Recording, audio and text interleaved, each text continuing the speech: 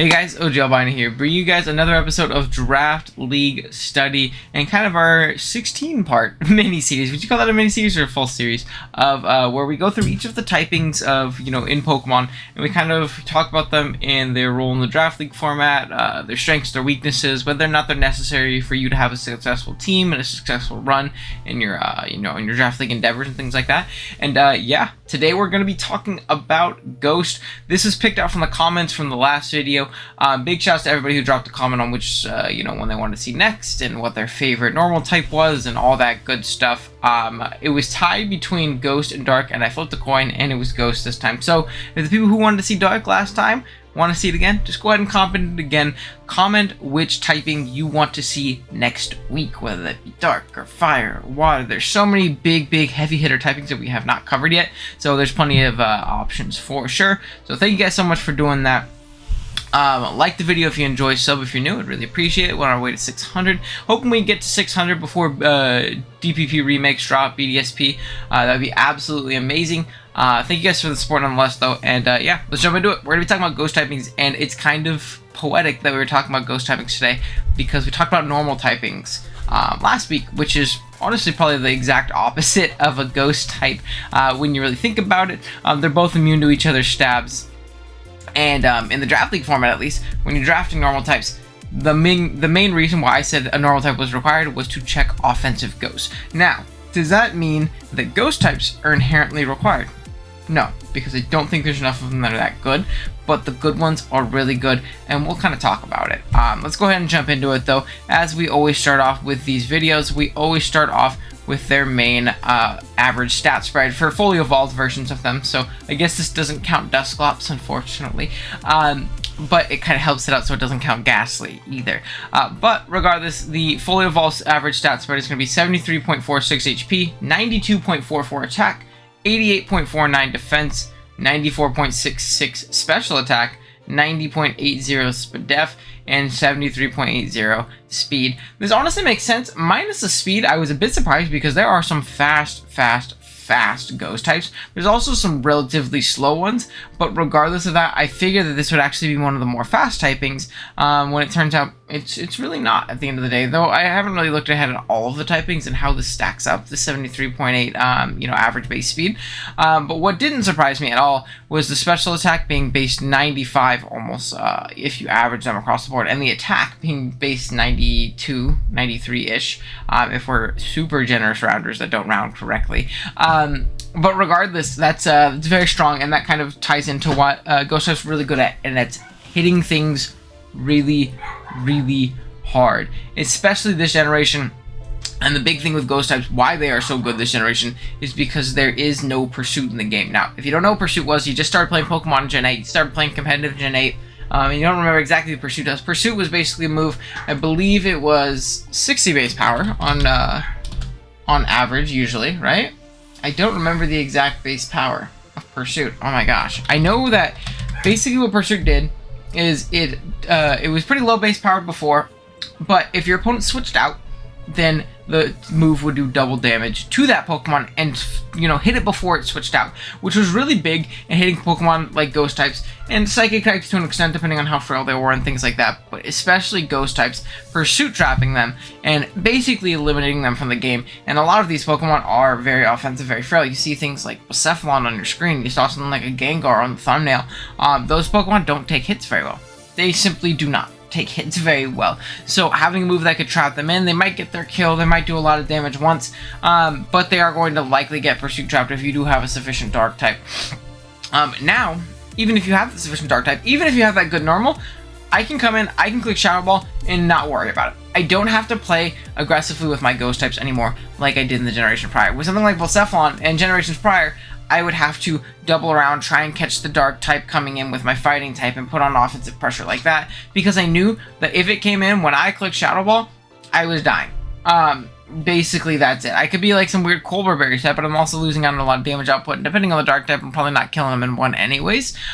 So realistically, it's very tough for something like, an offensive frail Ghost like Cephalon or Gengar to thrive as much as they have this gen with Pursuit existing, because you're punished for just clicking mindlessly, mindlessly clicking your stab button and things like that. Whereas, now you definitely can. And I think that is the biggest thing and why ghosts are so potent offensively this gen is the lack of pursuit. Again, I think it's very important to have a bulky normal, and most teams do draft bulky normals because it's important to have that immunity so that they're not just coming, your Gengar's not coming in, it's kicking Spec Shadow Ball or anything like that. You could have a Drapion, you could be AV Drapion max for def, absolutely chewing up Shadow Balls, but if they have spikes up or rocks up and they're clicking Spec Shadow Ball over and over and over and over again, and they're not getting punished because you can't click Pursuit this generation. You cannot. Before, they would have to catch you with a Will-O-Wisp, or they would have to double out or something like that. If it was a different dark type, they would have to catch you with a Dazzling Gleam or something. So that would be really, really important and a good way in stopping them. So that, on top of the fact that most offensive ghosts, and we'll kind of talk about that, have really, really good coverage. Most of them have access to like a Focus Blast or a Dazzling Gleam or something like that to hit bulky darks, and as well as, the ones that have Focus Blast, hitting those bulky normals and really ripping through a lot of teams if they have sufficient ways of breaking things down, or do they have a Nasty Plot or a Calm Mind that they can throw off or something like that. There's some physical ghosts like Marowak on your screen. That thing has no switch-ins in the game. Nothing switches into that thing. The only reason it's not a very high tier Pokemon is because of its pretty bad speed tier, and it's really, really crippling weakness to knock off, even more than other ghosts, because if you get knocked, you're basically useless, and a lot of Pokemon get knocked off. So that's just something to think about. Ghost types, what they're good at is being offensive. They're good at clicking Shadow Ball and Poltergeist and, Shadow Claw, something like that, Shadow Sneak, and then, having sufficient coverage for other things and getting the hell out of there when the defensive check comes in and just coming in and doing it again later. That's why I think ghost types are so, not overbearing, but, why they're so good, I guess, is just the easiest way to say it without saying they are broken, because I don't think they're broken. I think if you draft normal type, you're a good ghost immunity, you're probably in a better spot. Good ghost immunity, good dark type, and you're good. However, I do not think ghost types are required in draft. One, because there's not as many good ones as you might think. I was actually doing a little bit of research before this video, obviously, and I was trying to get 6 offensive and 6 defensive like we usually do. I figured that there would be a ton of offensive and very little defensive. There was very little defensive ghosts. There is some, which we'll talk about. There's very little defensive ones, but there's really not that many really good offensive ghosts. I'd say maybe 10 tops if you're stretching.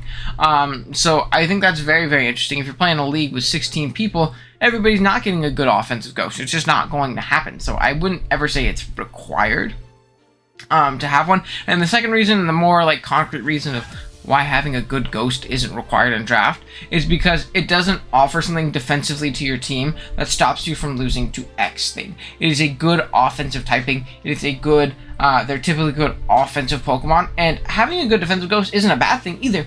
We'll talk about it, but having that immunity to fighting in normal, very pog. Very cool. Especially if you have a Spirit Tomb. Mega Medis and Mega Gallades aren't going to be as scary for you, which is really, really clutch.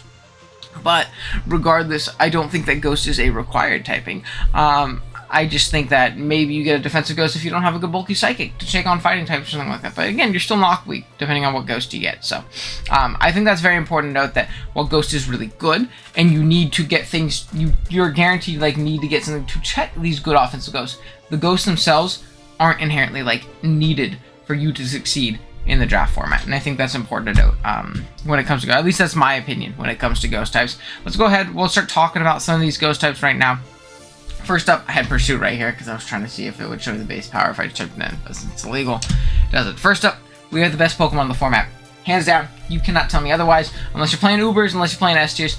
This is the best Pokemon in the format for a multitude of reasons. Dragapult is phenomenal. I have not gotten to use Dragapult since the beginning of the generation. Whenever I've had a really, really high pick, something broken has been allowed, and I've passed up on it. Other than that, in my just regular standard leagues, I never get the opportunity to take Dragapult, and it's so sad because I want to use it again. I absolutely loved it. This Pokemon is phenomenal. We can look at the stats side really quick. Very decent natural bulk, 88, 75, 75, 142 speed. There's 2.5 Pokemon that will ever outspeed you ever. You are outspeeding Scarfers if you want to invest correctly sometimes, which is absolutely amazing. You play a Dracovish, you just got to run, timid a little bit of speed, jolly a little bit of speed. You're outspeeding Jolly Vish, basically making it null and void in its Scarfer role, trying to revenge you. Which is really, really clutch. 120 attack and 100 special attack. If they swap these moves or these stats, it would be, I think, broken. I don't think a 120 special attack Dragapult would be allowed in the game at all. Its physical coverage is pretty lackluster. You have Dragon Darts, which is a really cool move. You have Dragon Darts, you have Dragon Dance, obviously, to boost. Ghost Stab, physically, it doesn't have a lot. It didn't get Poltergeist, and maybe that's Game Freak saying, like, Dragapult would be kind of crazy with Poltergeist, because I agree.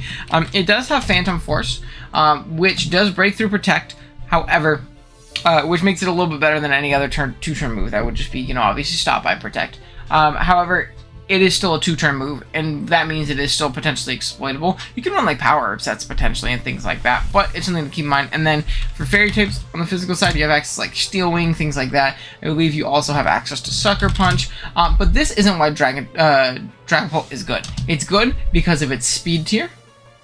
Boop. I'm sorry, I'm going to delete these because I'm going to be thinking fully physical.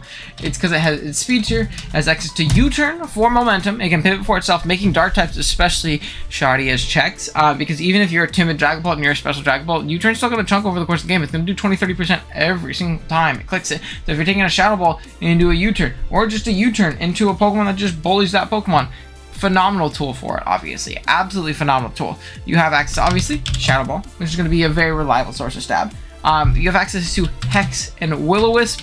Hex Dragapult sets are going to be absolutely ridiculous. Obviously, you have like Draco Meteor. You have great other specials coverage like Fire Blast and Flamethrower and Thunderbolt, and I believe you have Scald and Hydro Pump and things like that, which is definitely really, really cool.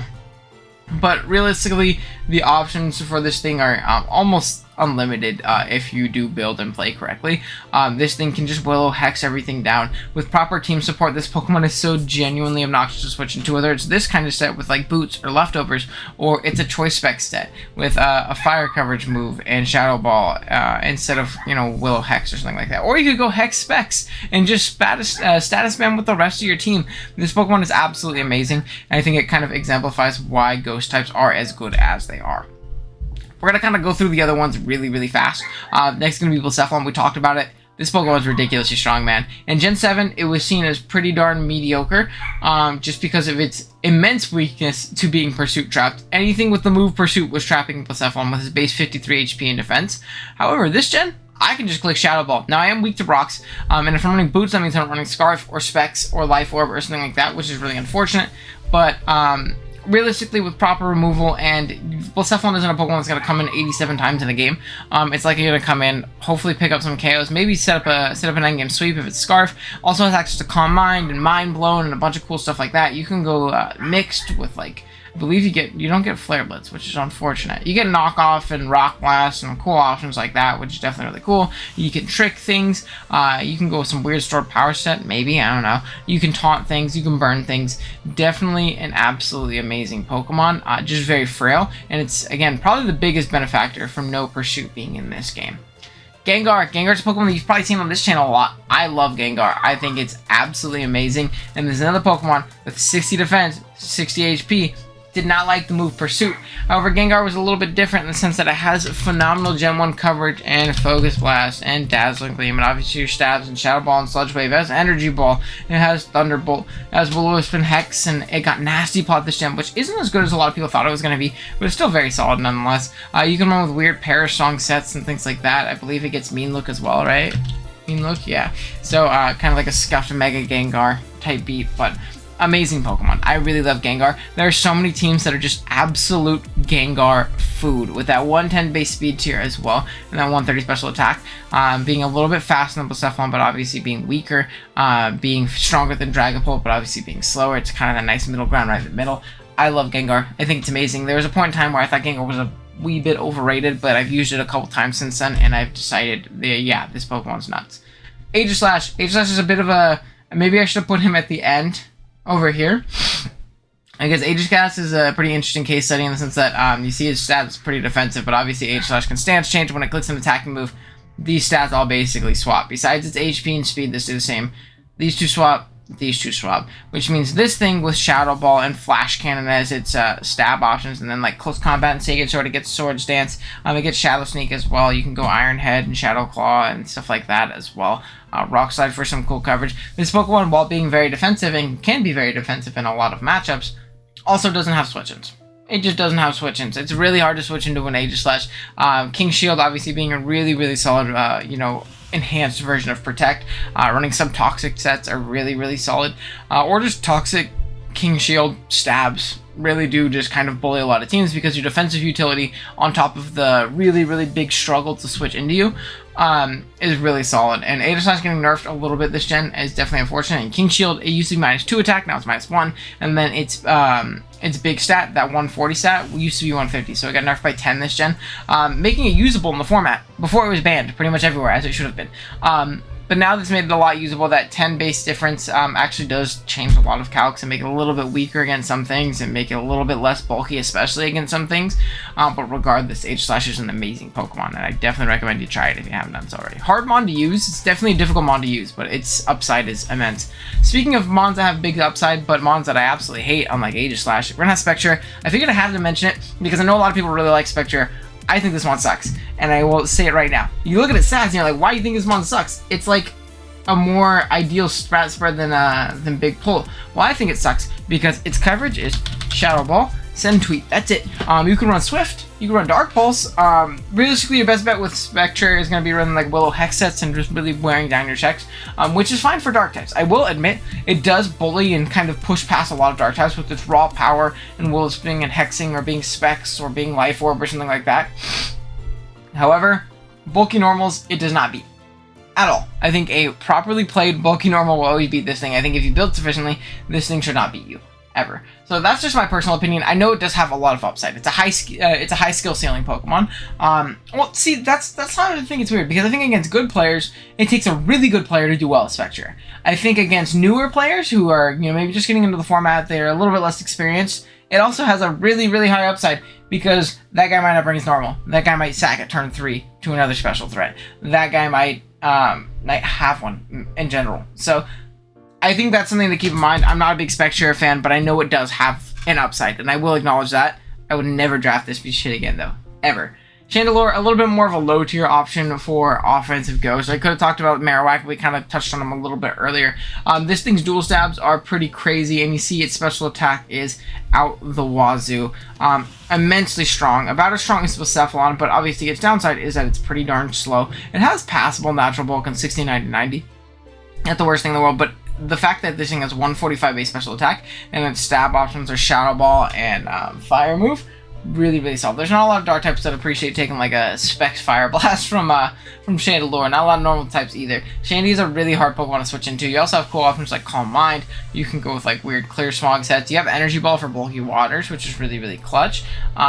Obviously Dark Pulse was an option. You can be Scarfamento. You can obviously Trick as well. You can Toxic. You can Trick Room. I've seen Trick Room Shandy put in some work too. Some max HP type weakness policy shenanigans. I've definitely seen that do some work, which is interesting. But definitely shows it's a little bit more versatile than people give it credit for when they slap Scarf or Specs on it and they're like, this is Chandelure. It has a little bit more versatility and utility than that. And yeah, I know this is Shadow Stitch's favorite mod, so word to him.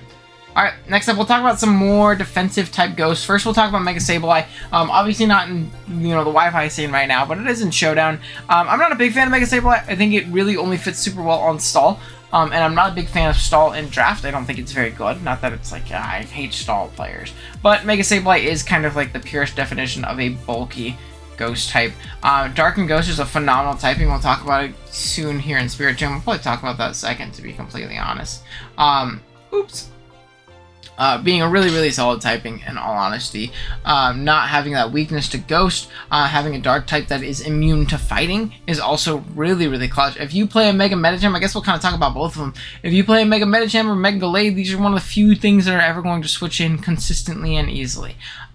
More so Mega Sableye, Spiritomb can kind of get overwhelmed by coverage moves, to be completely honest, but being immune to both of their stabs is amazing, absolutely phenomenal, and even just deterring a Mega Medicham clicking high jump kick the whole game is really, really clutch, so I will definitely take that. This thing is definitely more bulky, it's a little bit more passive, but Magic Bounce obviously ensuring it doesn't get status is really clutch, really, really bulky in its defense and its def. HP is to be lacking. 85 isn't the worst too. You can go with like Nasty Plot or like Calm Mind sets. I've even seen Power Up Punch what do you call it, Mega Sableye, and I believe does Sableye get rocks? No, it doesn't. It bounces back rocks, which is really clutch too. It's probably one of the most reliable magic bounce users in the game, and getting back hazards because it's not frail like Dia, Espeon, things like that.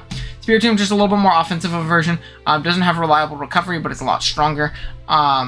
It's not even that much less bulky. It's a little bit faster. It is definitely less bulky, but regardless, it's a little bit more offensive. You can throw Shadow Balls and Shadow Sneaks a little bit stronger. I've seen Spiritomb put in work. I know this thing also has Nasty Plot and Calm Mind. I know it has Memento still. Does it have Trick Room too? It doesn't have Trick Room. That's so sad. Why doesn't Spiritomb get Trick Room? That's crazy. But you can go like Rest Talk sets or Pain Split sets to try and keep healthy as well, which is again really, really clutch. I like Spiritomb a lot as like a low tier. And I got Burning Jealousy, which is cool for like fire coverage if you're for some reason. Read it. The Decidueye could also been Delmise right here. It's a Grass Ghost. I guess we can kind of talk about that and Gorga at the same time. Maybe my placement wasn't great, but hey, we're dealing with it. Grass and Ghost is really solid typing. Obviously giving your Grass, which gives you that very important ground resist, another really required typing, but I'm sure we'll get there if we talk about Grass. Really required typing.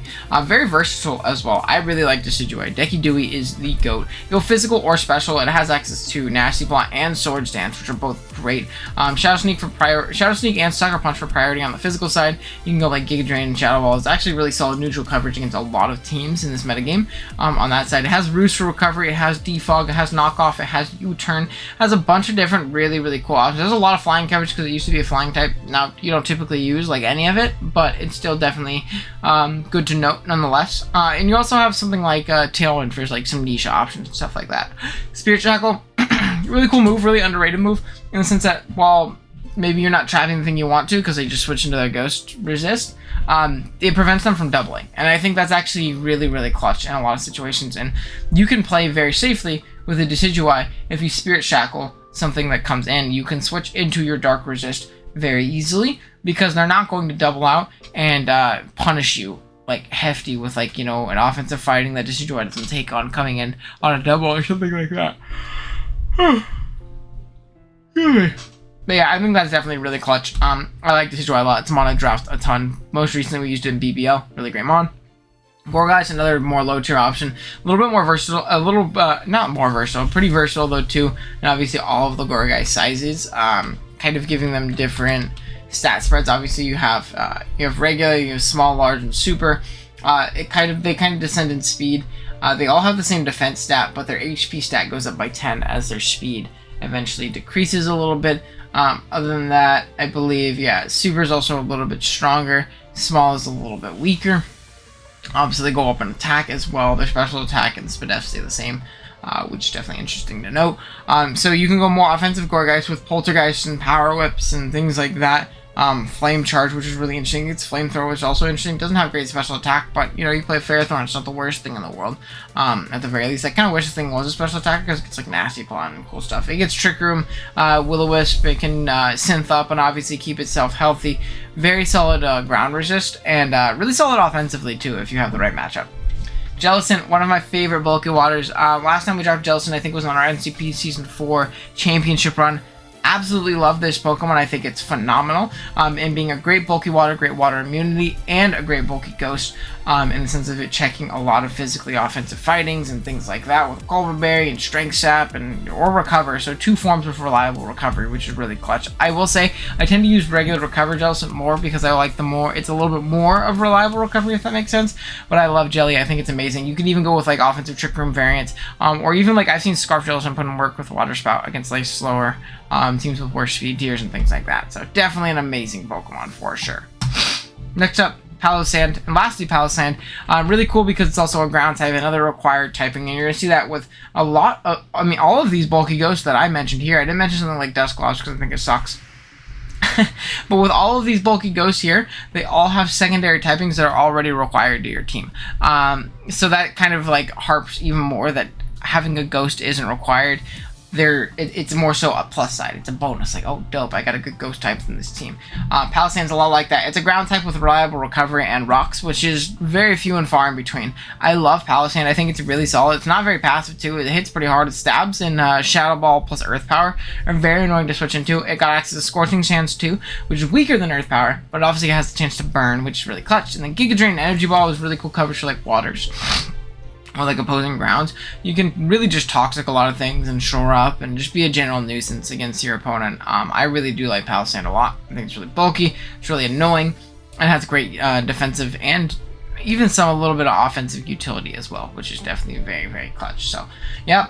That is gonna be the ghost typing. Let me know, what do you guys think of ghost? We'll put Dragonball on the screen while we kind of sit here. What do you guys think of ghost? What's your favorite ghost to use in the format? Is there one that I completely forgot here? I kind of scoured and looked. I don't think I forgot any that are like too good that I didn't like kind of mention in passing at least. But let me know what your favorite is. What is your favorite ghost type? And of course, let me know what you guys want to see me cover next week when it comes to these typings. I really appreciate the support in the series. I know you guys have been really enjoying them, at least from what I've been saying. So thank you guys so much for that. I really do appreciate it. Drop a like if you're new, sub if you enjoy, or drop a like if you enjoyed, sub if you're new. I'll see you guys in the next one.